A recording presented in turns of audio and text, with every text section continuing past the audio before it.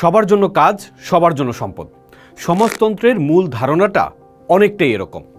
পুঁজিবাদের ঠিক উল্টো পিঠে এর অবস্থান।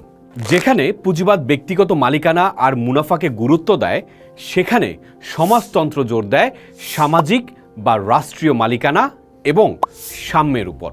সমাজতন্ত্র বা সোশ্যালিজম হলো এমন একটি রাজনৈতিক ও অর্থনৈতিক দর্শন যেখানে উৎপাদনের প্রধান উপকরণ যেমন কারখানা, খনি, জমি ব্যক্তিগত মালিকানায় না থেকে সমাজের বা রাষ্ট্রের নিয়ন্ত্রণে থাকে। এর মূল লক্ষ্য হলো সম্পদের সুষম বন্টন এবং শ্রেণী বৈষম্য কমানো। ভাবুন তো, একটা ক্লাসের সব শিক্ষার্থী মিলে একটা বাগান করলো। বাগানের পরিচর্যাও সবাই মিলে করলো। ফসল হলো, সেটাও সবার মধ্যে প্রয়োজন অনুযায়ী ভাগ করে দেওয়া হলো। এখানে বাগানটা কারো একার নয়, সবার। এটি সমাজতন্ত্রের মূল স্পিরিট।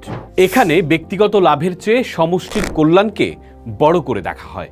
সমাজতন্ত্র কি চায় সবাই একদম সমান হয়ে যাক? এই ধারণাটা বেশ প্রচলিত, কিন্তু পুরোপুরি সঠিক নয়।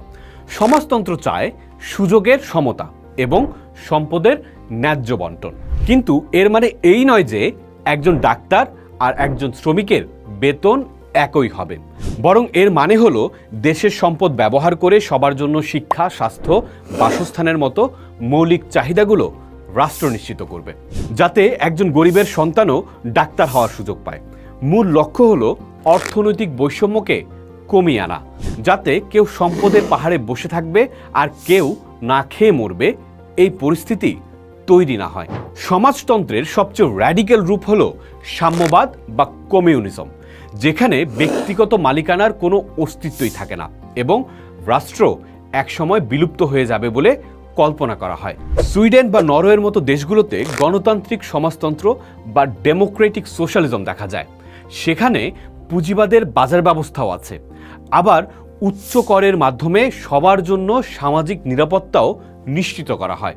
সমাজতন্ত্র একটি মানবিক ব্যবস্থা যা মানুষের মৌলিক চাহিদা পূরণ করে এবং সমাজকে আরও স্থিতিশীল রাখে।